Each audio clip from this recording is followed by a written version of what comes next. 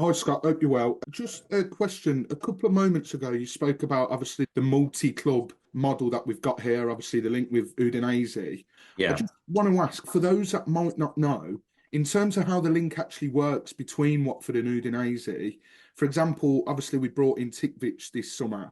yeah. We reach out to Udinese to see if they've got a player that suits the profiles. Maybe Tom said, right, I need someone in this position. Would we reach out to them? Or do they Yeah, contact us and say, yeah, we've got such and such available, do you want him? Sort of yeah. thing.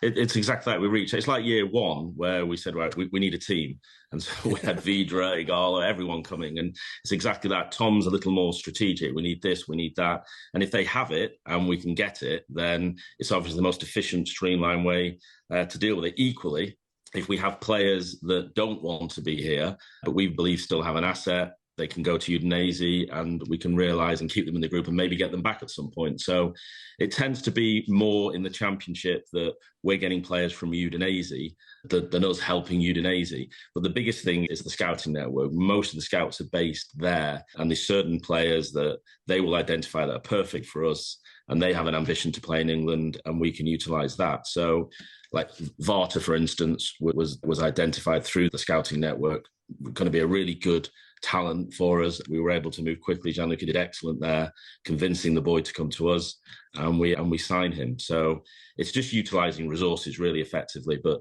yeah, it's certainly in the Championship they will have players that can be of use to us that we try and get. But it's always then down to the player and the agent whether we can then convince them. You don't control in totality, but it certainly makes it an easier conversation.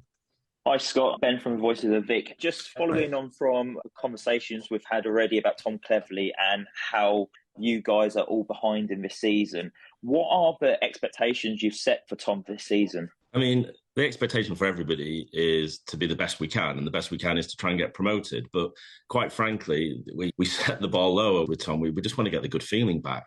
I think Saturday was the first time I've been at the Vic where I actually enjoyed a Championship game. I enjoyed what I was watching, and it was great. And the second half, the way we kept going and going and attacking, it was a joy to watch. And I think that's the first thing. Just let's create a style of play where we can turn up confident, we're going to be entertained, we're going to enjoy it, and confident if everything goes well and we play that way, we've got a real fighting chance of winning.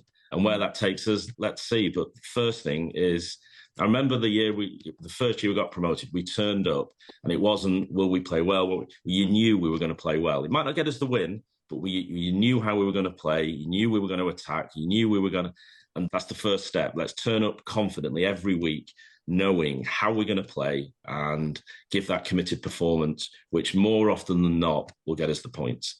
Early days, but again, Saturday was just that it's been years of turmoil and depression at the Vic. I'm not blind to it. I'm a supporter as well. And to turn that around last week was great. And again, I have no idea what's going to happen on Saturday, but I know I turn up with confidence, and that's the starting point.